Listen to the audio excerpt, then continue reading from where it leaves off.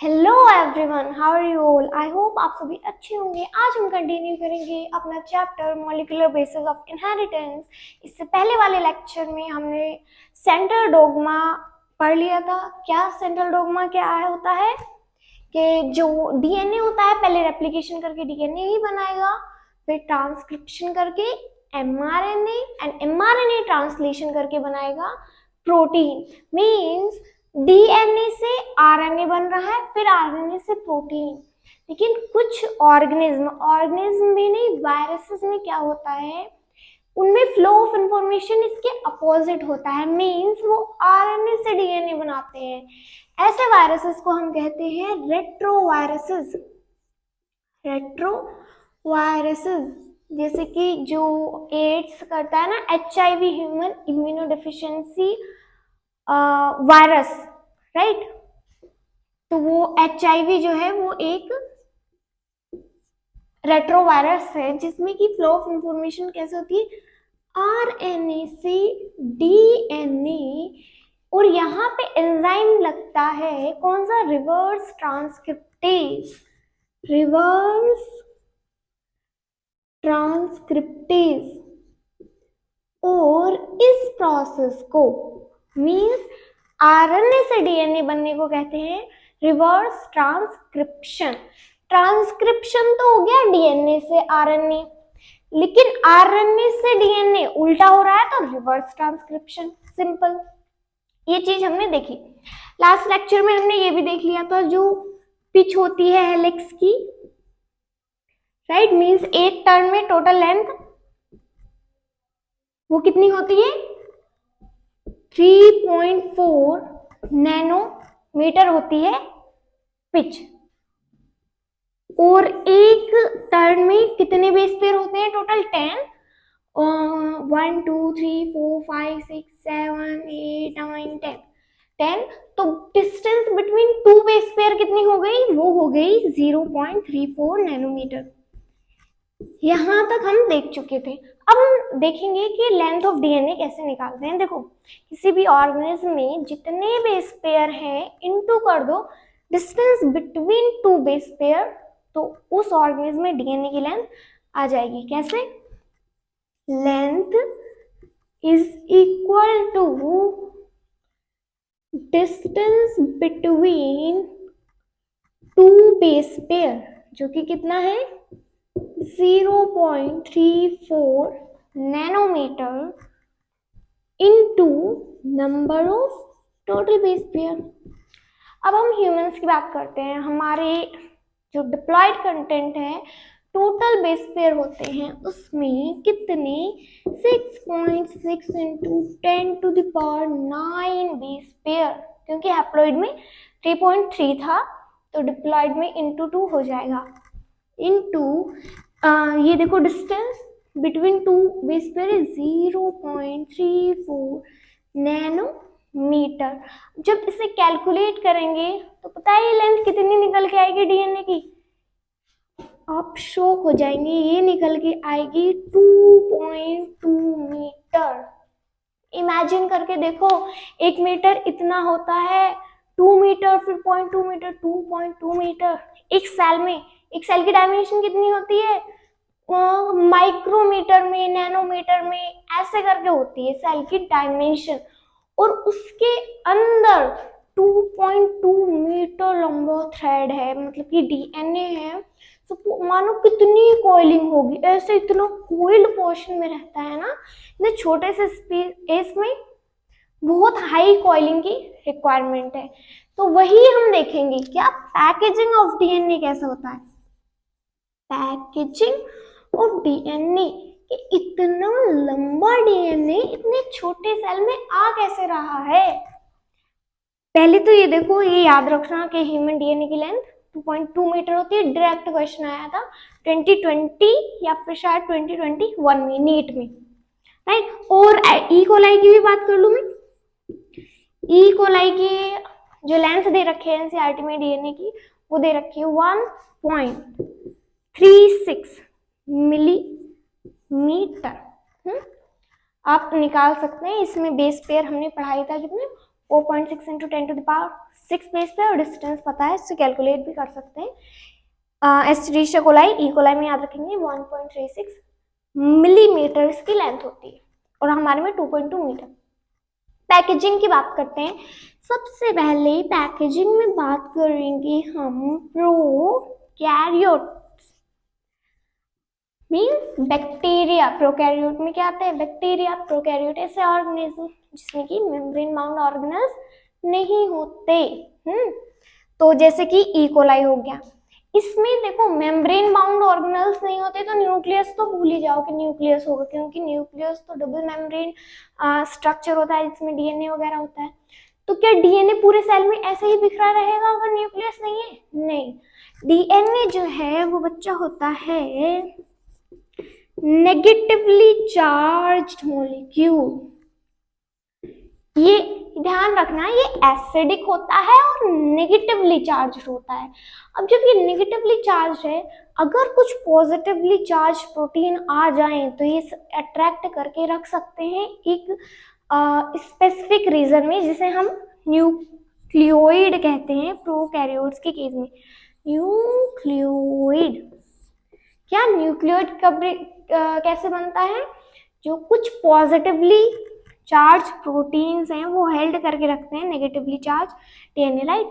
So negatively charge DNA is held by some positive में short में लिख रही हूँ, ठीक है, positively charged proteins in a region called nucleoid. जैसे ये सपोज एक सेल है, तो न्यूक्लियस तो नहीं होगा, पर हाँ ऐसे करके कुछ इतने रीजन है न्यूक्लियोइड के वहाँ पे पॉजिटिवली चार्ज प्रोटीन और डीएनए जो है वो प्रेजेंट है।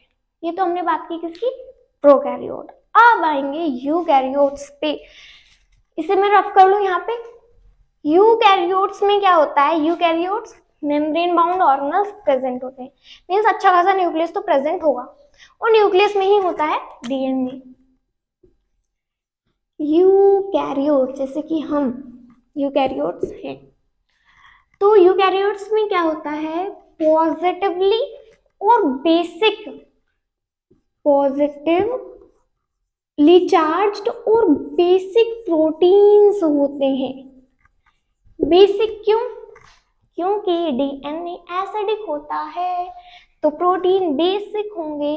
जैसे कि डीएनए नेगेटिव तो प्रोटीन पॉजिटिव, और उन प्रोटीन्स को प्यार से कहते हैं हम हिस्टोन प्रोटीन्स, राइट?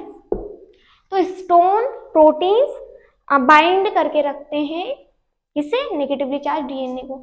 उन प्रोटीन्स में, हिस्टोन्स में बेसिकली जो प्रोटीन क्या होता है, बायोमोलिक्यूल्स में पढ़ा होगा ना, चेन ऑफ अमीनो एसिड, बहुत सारे अमीनो एसिड मिलके प्रोटीन बनाते हैं। तो हमारे जो ह्यूमन बॉडी में जो प्रोटीन पाए जाते हैं वो 20 टाइप्स के अमीनो एसिड से बनते हैं, यानी कि 20 अमीनो एसिड है, वो ज्वाइन होंगे किसी भी रेगुलर फैशन में, दो एक साथ, तीन एक साथ, मतलब कैसे भी ज्वाइन होंगे, एक चेन बनाएंगे, और एक पॉलीमर जब बन जाएगा अमीनो एसिड का तो एक प्रोटीन होगा। तो ये जो बेसिक प्रोटीन्स होते हैं स्टोन्स, इसमें जो है बेसिक अमीनो एसिड्स होते हैं। ये बेसिक कैसे हुए? क्योंकि इसमें होते हैं बेसिक अमीनो एसिड, जैसे कि लाइसिन एंड आर्जिनाइन। बहुत इंपॉर्टेंट है, याद रखेंगे नेम, क्वेश्चन नीट में आया था कि जो बेसिक अमीनो एसिड प्रेजेंट रहते हैं उनका नाम लाइसिन एंड आर्जिनाइन, ठीक है।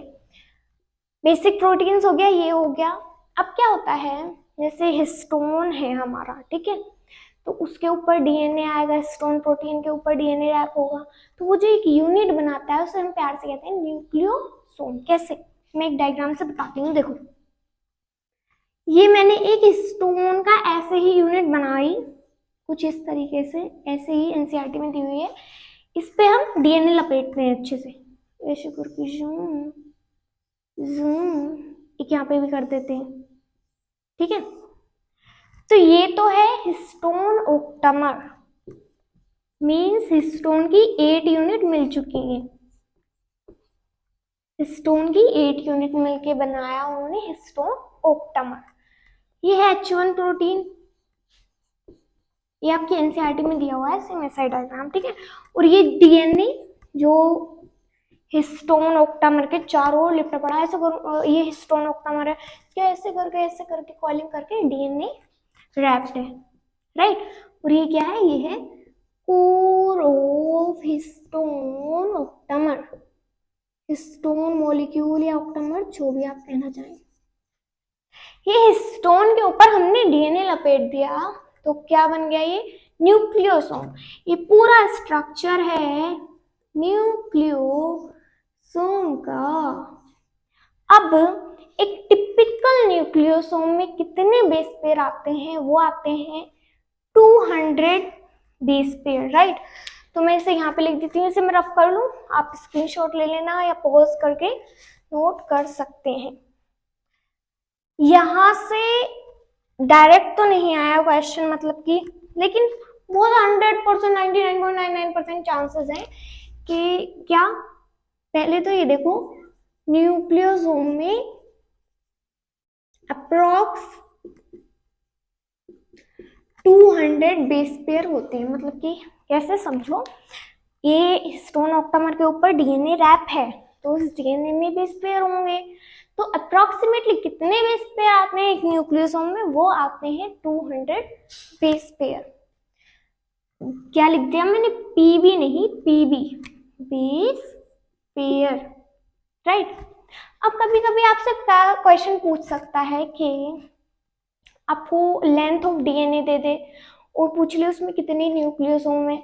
लेंथ ऑफ डीएनए ना देके अगर वो बेस पेयर दे दे, टोटल बेस पेयर दे दे, सपोज ह्यूमन में देखें हम, टोटल बेस पेयर कितने होते हैं डिप्लॉयड कंटेंट में, 6.6 इंटू 10⁻⁹ बेस पेयर। और आपसे पूछ ले इसमें कितने न्यूक्लियोसोम प्रेजेंट होंगे, तो हमें पता है कि भाई एक न्यूक्लियोसोम में 200 बेस पेयर हैं, तो इतने बेस पेयर के लिए कितने न्यूक्लियोसोम होने चाहिए, डिवाइडेड बाय 200 से जो भी आंसर आएगा आप निकाल लेंगे। कैसे, क्या आएगा, इसे कट करेंगे 3.3 इंटू 10⁻, ये 2 माइनस में जाएगा, 3.3 इंटू 10⁻7 न्यूक्लियोसोम। आई होप आप समझ गए होंगे मैं क्या कहना चाह रही हूँ, ठीक है। अब क्या होता है, न्यूक्लियोसोम जो है वो बनाते हैं repeating unit of chromatin. Chromatin क्या होता है, देखो एक एग्जांपल से समझाऊं अगर मैं, क्रोमैटिन एक माला लो, बहुत बड़ी सी माला, बड़ी सी नहीं मतलब माला जो होती है उसमें जो मोती होते हैं वो तो न्यूक्लियोसोम है और पूरी माला ही क्रोमैटिन है, राइट। तो क्रोमैटिन फर्दर कोइलिंग से बनती है डीएनए के, जिसमें की जिसकी यूनिट होती है repeating unit nucleosome, right. So chromatin is formed by further coiling of DNA,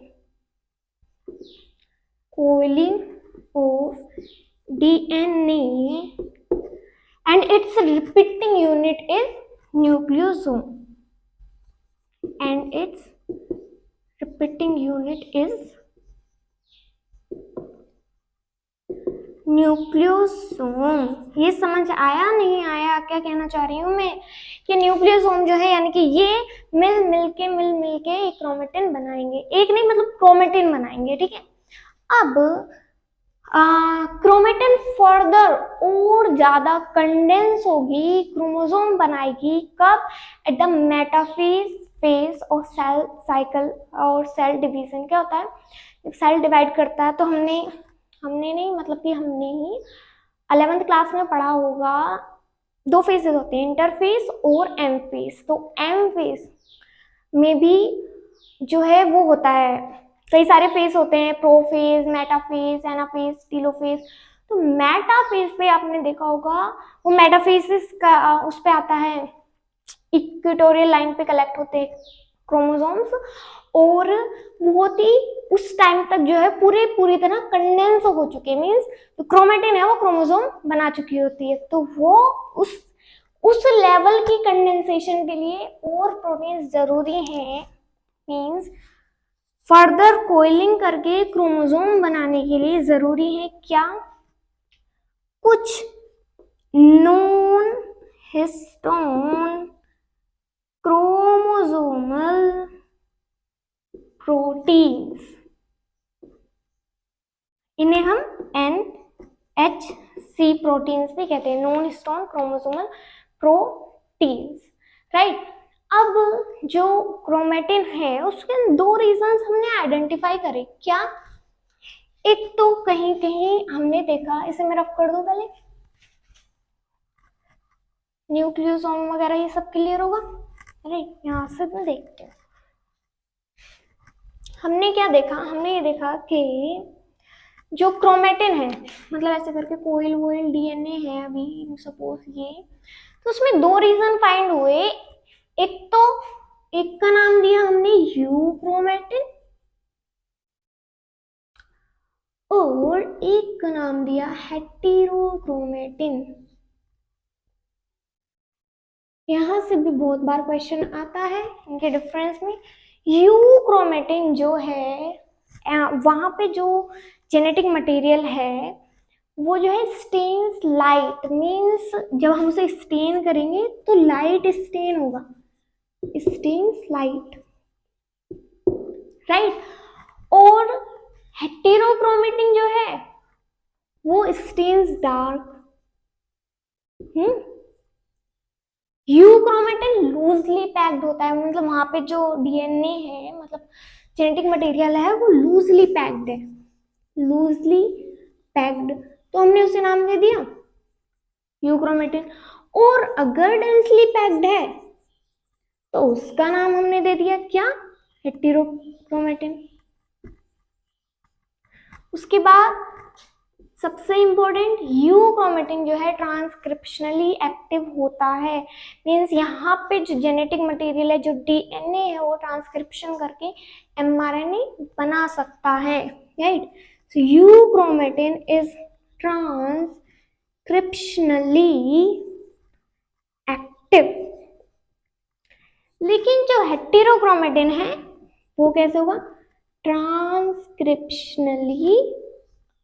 spelling देख लेना, ठीक है, यहाँ से या बुक से, इनएक्टिव।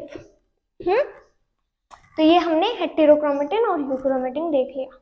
अब हम देखेंगे the search for genetic material, इसे मैं रफ कर दूं। अब हम देखते हैं the search for genetic material. देखो हमें अभी तो पता है कि DNA जेनेटिक मटेरियल है, लेकिन जब से फर्स्ट टाइम जो है वो कैसे पता चला, तब तो नहीं पता था ना, तब तो सेल में बहुत सारी चीजें, RNA, प्रोटीन, DNA, हमें क्या पता कि DNA ही जेनेटिक मटेरियल है। तो उसकी खोज शुरू हुई 1928 में, और 28 से शुरू हुई, 1928 में ही जो ग्रिफिथ है, फ्रेडरिक ग्रिफिथ, उन्होंने अपना एक्सपेरिमेंट करा। तो उन्होंने किस पे एक्सपेरिमेंट करा, स्ट्रेप्टोकोकस निमोनिया बैक्टीरिया पे, निमोनिया, ये जो है निमोनिया कोज करता है। तो देखो उन्होंने जो है ये वाला बैक्टीरिया स्ट्रेप्टोकोकस ग्रो कराया, तो उन्होंने दो टाइप्स की कॉलोनीज ऑब्जर्व करी, क्या, 2 कॉलोनीज उन्होंने ऑब्जर्व करी कि भाई एक तो जो है वो प्रोड्यूस हो रही है कुछ रफ कॉलोनी, रफ, तो उन्होंने उसे कह दिया R स्ट्रीम, ठीक है, मीन्स रफ। और कुछ प्लेसेस पे जो कॉलोनी प्रोड्यूस हो रही थी वो स्मूथ थी, मीन्स उसे कह दिया S स्ट्रेन, स्मूथ थी वो। अब स्मूथ क्यों थी, क्योंकि उनके जो चारों ओर था, मतलब जो स्ट्रेप्टोकोकस निमोनिया था, उनके सराउंडिंग में, मतलब सेल वॉल के बाहर जो है वो एक म्यूकस या फिर पॉलीसैकेराइड की लेयर थी, कोट था, म्यूकस या फिर पॉलीसैकेराइड कोट था, जिसकी वजह से वो स्मूथ अपीयर हो रही थी। अब इन्होंने एक्सपेरिमेंट क्या करा, देखो ज्यादातर जो हम एक्सपेरिमेंट करते हैं ये बायोलॉजी में जितने भी एक्सपेरिमेंट होते हैं सब किस पे होते हैं, माइस पे होते हैं। तो इन्होंने भी वही करा कि आर स्ट्रेन लिया इन्होंने, आर स्ट्रेन वाली कॉलोनी मतलब कुछ बैक्टीरिया, और उन्हें इंजेक्ट करा इनटू माइस, माइस में उसे इंजेक्ट कर दिया। क्या ऑब्जर्व हुआ कि माइस जो है वो जिंदा रह गई, माइस लिव, माइस जो है वो मरी नहीं। इसका मतलब क्या हुआ, इसका मतलब ये हुआ जब आर स्ट्रेन माइस के अंदर गए उन्होंने इन्फेक्शन करा, ठीक है, इन्फेक्शन करा, लेकिन जो माइस के इम्यून सेल्स हैं उन्होंने ये आर स्ट्रेन वाले बैक्टीरिया को मार के भगा दिया और माइस को कुछ नहीं हुआ, माइस जिंदा हो गई। मींस जो माइस का इम्यून सिस्टम है वो आर स्ट्रेन पर हावी पड़ गया, तो इसीलिए माइस जिंदा रह गई, उसे कुछ नहीं हुआ।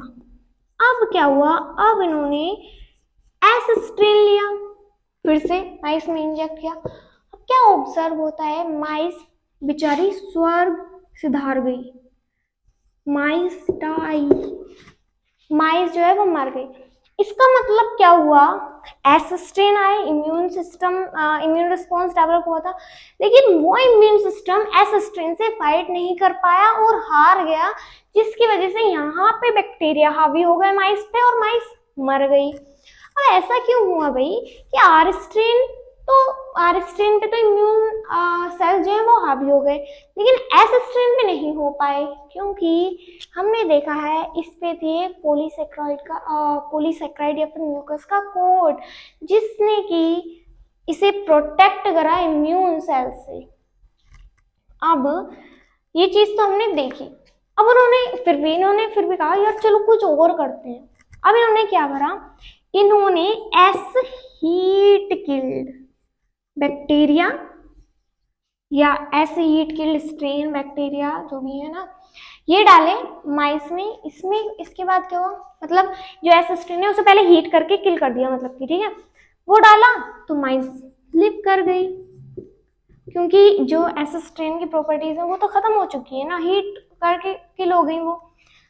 अब उन्होंने एक चीज और करी, उन्होंने आर स्ट्रेन लाइव मतलब R strain bacteria plus S strain heat killed, S strain heat killed bacteria जो है वो फिर से इंजेक्ट करे माइस में। अब यहाँ पे जो मजे की चीज देखने की मिली वो मिली कि हमने देखा माइस डाई, राइट, माइस मर गई। देखो हुआ क्या है, ध्यान से समझो, पूरा फोकस यहाँ पे लाओ। आर स्ट्रेन हमने लाइव डाला, लेकिन यहाँ पे हम डाल रहे थे तो माइस लिव कर रही थी, और एस स्ट्रेन हीट किल्ड डाला, लेकिन फिर भी माइस डाई हो गई, क्योंकि एस स्ट्रेन हीट किल्ड डाल रहे हैं तो माइस तो जिंदा रह रही है, और खाली आर स्ट्रेन डाल रहे हैं तो माइस भी जिंदा रह रही है, लेकिन दोनों को मिला के डाल रहे हैं तो माइस डाई हो रही है। इसका मतलब क्या हुआ, इसका कंक्लूजन क्या निकला, कुछ ऐसी चीज जिससे ग्रिफिथ ने नाम दिया ट्रांसफॉर्मिंग फैक्टर, ट्रांसफॉर्मिंग प्रिंसिपल, वो जो है इस हीट किल्ड बैक्टीरिया से आर स्ट्रेन में गई, जिससे कि जो आर स्ट्रेन है वो एस स्ट्रेन में चेंज हो गया। कैसे हो गया, जो पॉलीसैकेराइड की लेयर है उसने डेवलप कर दिया आर स्ट्रेन ने, तो एस स्ट्रेन में डेवलप हो गया। साथ ही साथ माइस में से, इसके बाद माइस में से जो है वो एस स्ट्रेन लाइव बैक्टीरिया भी पाए गए। इसका मतलब पूरा पक्का चला गया कि हाँ, पूरा पक्का पता चल गया कि हाँ भाई कोई ना कोई ट्रांसफॉर्मिंग प्रिंसिपल तो है, ट्रांसफॉर्मिंग प्रिंसिपल तो है, जो कि एस स्ट्रेन हीट किल्ड से, S strain heat killed bacteria से ट्रांसफर हुआ है आर स्ट्रेन में, और इसके बाद जो आर स्ट्रेन है वो एस स्ट्रेन में चेंज हो गया and become virulent. Virulent means disease causing हो गया, बिकम वायलेंट। अब एक चीज सोचो तुम, हीट किल करके बैक्टीरिया तो मर गया, लेकिन कुछ उसकी प्रॉपर्टीज फिर भी उसमें एज इट इज प्रेजेंट थी, जो कि ट्रांसफर हो गया आर स्ट्रेन में, और फिर उसने आर एस स्ट्रेन बना लिया, राइट। तो ये सब देखा, और अब बात आएगी कि वो ट्रांसफॉर्मिंग मटेरियल क्या था, मींस वो क्या चीज थी जो एस स्ट्रेन से आर स्ट्रेन में गई और जिसने की आर स्ट्रेन को वायलेंट बना लिया, मींस डिसीज कॉजिंग बना दिया। अभी तक तो हमने देखा ग्रिफिथ एक्सपेरिमेंट के बारे में, अब हम और एक्सपेरिमेंट के बारे में देखेंगे। तो ग्रिफिथ ने करा था 1928 में, उसके बाद 1933 टू 1944 3 साइंटिस्ट ने वर्क किया। उन्होंने ये पता करने के लिए कि ये जो ट्रांसफॉर्मिंग प्रिंसिपल है इसका क्या बायोकेमिकल नेचर है, मींस क्या है, प्रोटीन है, आरएनए है, डीएनए है, क्या चीज है। तो 3 साइंटिस्ट थे, कून, ऑसवर्ल्ड, ऑवरी, मैं शॉर्ट में नेम लिख रही हूँ, मैककोलिन, मैक्लियोड एंड एमसीकार्टी। फुल नेम ये एनसीईआरटी में आप देख लेना। इन्होंने क्या करा, जो सेल्स थे एस स्ट्रेन वाले, उन्होंने पहले तो उन्हें ट्रीट करा प्रोटीसिस से, प्रोटीसिस, राइट।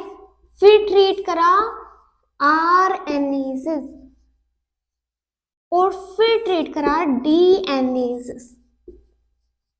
देखो पहले पता नहीं था क्या है, तो पहले के लोग सोचते ये जो ट्रांसफॉर्मिंग प्रिंसिपल है ये प्रोटीन है, लेकिन इन्होंने थोड़ा एक्सपेरिमेंट करा। क्या करा, प्रोटीजेज ऐसे एंजाइम्स जो कि प्रोटीन को डाइजेस्ट करते हैं, राइट, प्रोटीन को डाइजेस्ट करते हैं, आरएनए जो आरएनए को डाइजेस्ट करते हैं, डीएनए जो डीएनए को डाइजेस्ट करते हैं।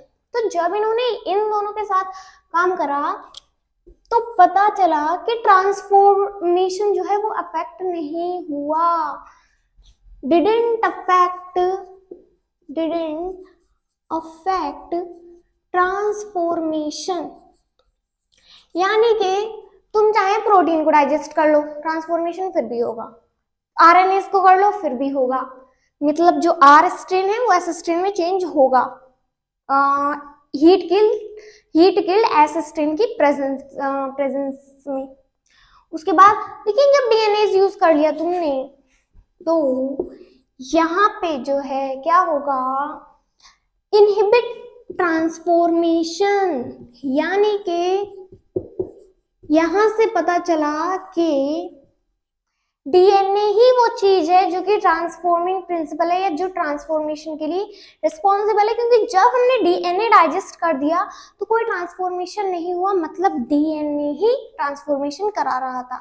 इन्होंने एक्सपेरिमेंट तो करा, लेकिन इतना किसी ने भाव दिया नहीं इन्हें, तो एक अनइक्विवोकल वो, मतलब कि जिनके एक्सपेरिमेंट के सामने कोई नहीं बोला, वो दिया Hershey and chase experiment.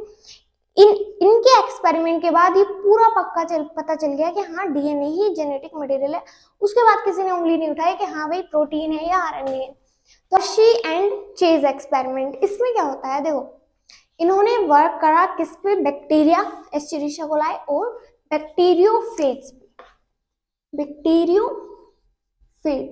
Bacteriophage क्या होते हैं मैंने बताया था, ऐसे वायरसेस जो कि बैक्टीरिया को इन्फेक्ट करते हैं उन्हें हम बैक्टीरियोफेज कहते हैं। तो देखो जो हमारे अंदर या सेल के अंदर प्रोटीन होता है उसमें तो प्रेजेंट होती है क्या, सल्फरस, और जो डीएनए होता है उसमें होता है फॉस्फोरस, है ना। डीएनए पॉलीन्यूक्लियोटाइड, न्यूक्लियोटाइड, जब फॉस्फेट ग्रुप अटैच होगा न्यूक्लियोसाइड से तो डीएनए में फॉस्फोरस, प्रोटीन में सल्फर। अब इन्होंने क्या करा, जो बैक्टीरियोफेज हैं, कुछ बैक्टीरियोफेज को ग्रो करा रेडियो एक्टिव सल्फर पर। तो रेडियो एक्टिव सल्फर पर जिन बैक्टीरियोफेज को ग्रो करा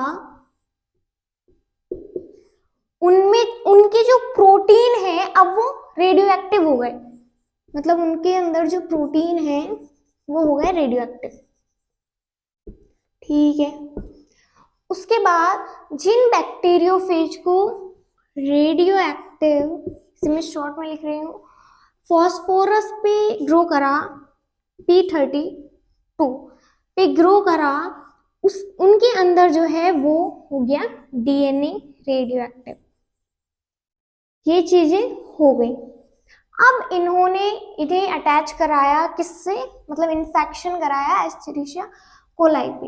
ये हमारे पास ई कोलाई, सपोज यहाँ पे बैक्टीरियोफेज से इन्फेक्शन कराइए, कुछ इस तरीके का होता है बैक्टीरियोफेज, ये इसकी टांगे, जूम जूम, ठीक है। ये इसके अंदर सपोज ये वो वाला बैक्टीरियोफेज है जिसके अंदर रेडियो एक्टिव सल्फर है, मींस रेडियो एक्टिव प्रोटीन, तो मैंने लिख लिया S35 वाला। और ये है वो एस्चेरिशिया कोलाई जिसके अंदर इन्फेक्शन कराया हमने वो वाले बैक्टीरियोफेज से, जिसमें की है radio active phosphorus means DNA P32, right.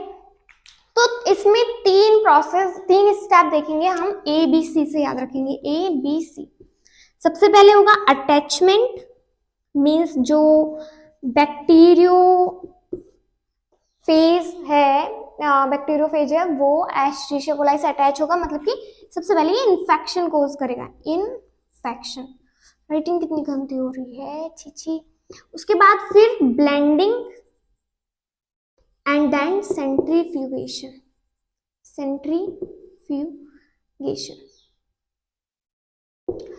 Blending मतलब सब मिक्स हो जाएगा। इन्फेक्शन मतलब कि जो यहाँ पे देखेंगे कि यहाँ से जो बैक्टीरियोफेज है वो इसके अंदर क्या ट्रांसफर कर रहा है, मतलब कि जब भी बैक्टीरियोफेज एस्चेरिशिया कोलाई को या किसी भी चीज को वो इन्फेक्ट करता है तो वो जो अपना जेनेटिक मटेरियल है वो उस ऑर्गेनिज्म में डाल देता है, राइट।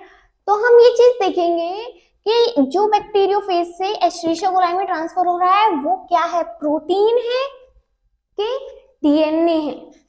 तो हमने ये चीजें करी। सेंट्रीफ्यूगेशन क्यों करते हैं, सेंट्रीफ्यूगेशन देखो ऐसे, ये जो मिक्सचर है ये हमने लिया, पहले ये वाले लिए, ये वाले जो भी सेल्स और बैक्टीरिया है, बैक्टीरिया और जो वायरसेस हैं, तो सब सेंट्रीफ्यूगेशन करेंगे तो ऊपर तो बनेगा एक सुपरनेटेंट जिसमें कि बेसिकली बैक्टीरियोफेज होंगे क्योंकि इनकी डेंसिटी कम होती है, और नीचे बनेगा पैलेट, मतलब नीचे जो होगा वो पैलेट होगा, इसकी डेंसिटी ज्यादा होगी, इसमें होगा ई कोलाई।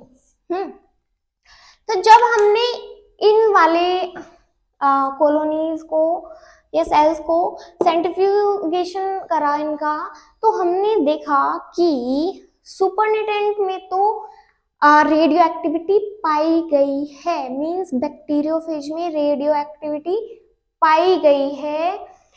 तो जो प्रोटीन था वो बैक्टीरियोफेज में ही है, इसमें ट्रांसफर नहीं हुआ और पैलेट में कोई रेडियो एक्टिविटी नहीं मिली, राइट। तो इससे क्या चीज समझ आई हमें कि जो सल्फर है मींस जो प्रोटीन है वो बैक्टीरियोफेज में ही रहा, एस्चेरिशिया कोलाई में नहीं आया। लेकिन जब हमने इस सैंपल को सेंट्रीफ्यूगेशन करा तो हमें क्या ऑब्जर्व हुआ कि सुपरनेटेंट मींस बैक्टीरियोफेज में कोई रेडियो एक्टिव नहीं है, मींस अब रेडियो एक्टिव फॉस्फोरस प्रेजेंट नहीं है। रेडियो एक्टिव फॉस्फोरस किसमें थी, डीएनए में भी, मतलब डीएनए अब इसमें प्रेजेंट नहीं है। और हमने पैलेट को देखा तो उसमें रेडियो एक्टिविटी पाई गई, मतलब कि एस्चेरिशिया कोलाई में जो है वो रेडियो एक्टिव फॉस्फोरस आ गया, यानी कि डीएनए आ गया। यहां से हमें क्लियर हो गया कि यहाँ का जो डीएनए है वो इसमें ट्रांसफर हो गया, जिसकी वजह से अब यहाँ का तो चला गया, तो यहाँ पे कोई रेडियो एक्टिविटी पाई नहीं गई और यहाँ पे रेडियो एक्टिविटी पाई गई, राइट। तो इस एक्सपेरिमेंट के बाद ये बिल्कुल कंफर्म हो गया कि DNA is the genetic material, right. अब हम देखेंगे कुछ properties of DNA and RNA.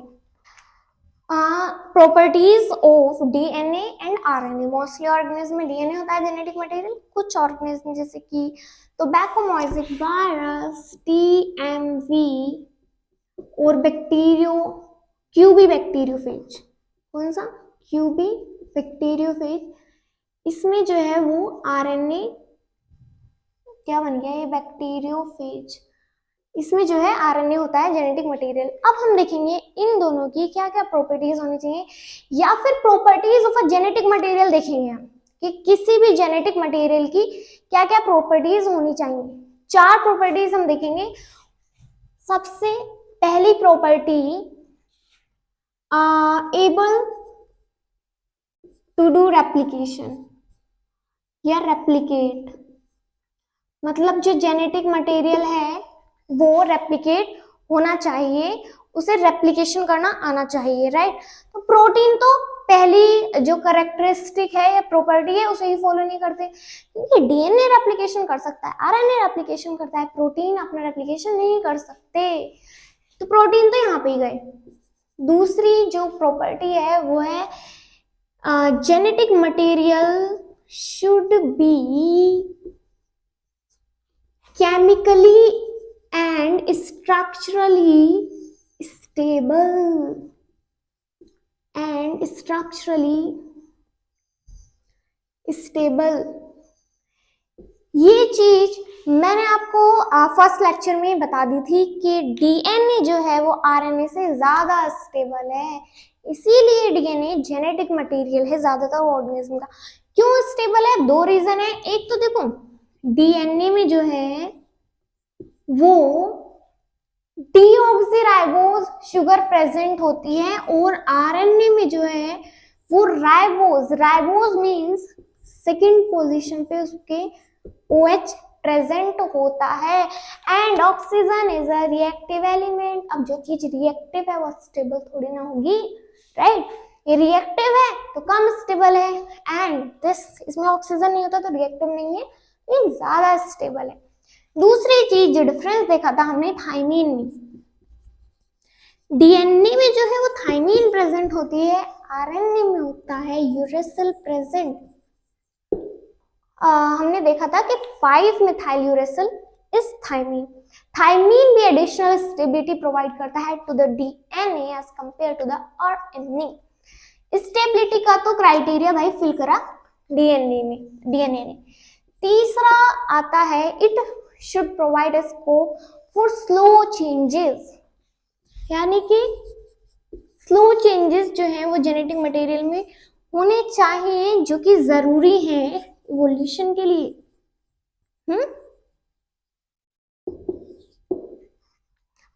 जैसे जैसे इन्वायरमेंट चेंज होता है, स्पीशीज उनके इन्वायरमेंट को अडेप्ट करती रहती हैं, तो कैसे करते हैं, क्योंकि उनका जेनेटिक मटेरियल चेंज होता रहता है, तो थोड़ा जो स्लो चेंजेस हैं वो जो जेनेटिक मटेरियल है उसे प्रोवाइड करना चाहिए, right. Scope for the slow changes, जिसे हम म्यूटेशन भी कहते हैं, राइट। तो क्योंकि आरएनए जो है वो ज्यादा रिएक्टिव है तो ज्यादा जल्दी म्यूटेट होता है, डीएनए थोड़ा कम रिएक्टिव, स्टेबल ज्यादा है, इसलिए बहुत धीरे धीरे ही म्यूटेट होता है, राइट। तो आरएनए म्यूटेट फास्टर, और कुछ ऑर्गेनिज्म तो मतलब जैसे कुछ वायरसेस है जिसमें कि आरएनए जीनोम होता है और उनका लाइफ स्पैन भी शॉर्ट होता है, तो बहुत जल्दी म्यूटेट करते हैं, बहुत जल्दी इवॉल्व करते हैं, राइट। और जो लास्ट कैरेक्टरिस्टिक आती है वो आती है हमारी इट शुड क्या बन गई, should be able to express itself in the form of Mendelian characters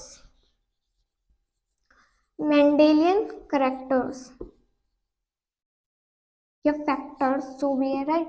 NCERT में लिखा है, तो मेंडल ने दिया था ना कि कुछ फैक्टर होता है जो कि किसी भी फिनोटाइप के लिए रिस्पॉन्सिबल होता है, तो वही चीज है मेंडेलियन कैरेक्टर, मतलब कि वो चीज जो है प्रोटीन बना के एक्सप्रेस होनी चाहिए, किसी फिनोटाइप के लिए रिस्पॉन्सिबल होनी चाहिए। तो देखो डीएनए तो है वो आरएनए पे डिपेंडेंट है किसी भी फिनोटाइपिक एक्सप्रेशन को देने के लिए, राइट। क्यों? हमने सेंट्रल डोग्मा में देखा, डीएनए से ट्रांसक्रिप्शन करके एमआरएनए, और फिर mRNA से बनेगा प्रोटीन जो कि एक्सप्रेशन करेगा।